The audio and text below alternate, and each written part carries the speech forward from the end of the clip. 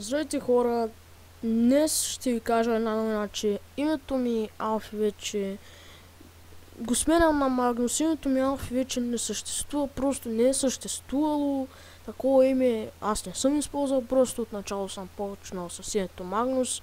Тъй, че името ми вече завинаги се мени на Магнус. Тъй беше малко трудно да го мисля как ще го направя, тъй че много се извинявам на тима.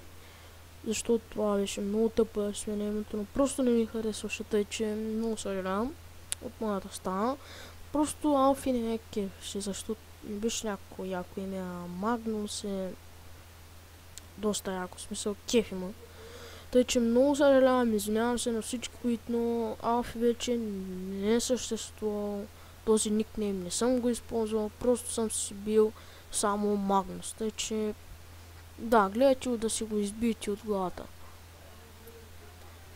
Тъй, че, както виждате, съм написал и отдолу съм оставил това описание. Абонирайте се за още забавни клипове. Харесайте и на първо място се забавлявайте, хора. Тъй, че ще продължа проектите на LoL, сега остава само да изтегля играта. Да, хора. Общо взето, това е просто един кратък клип, извинете, не клип, сори.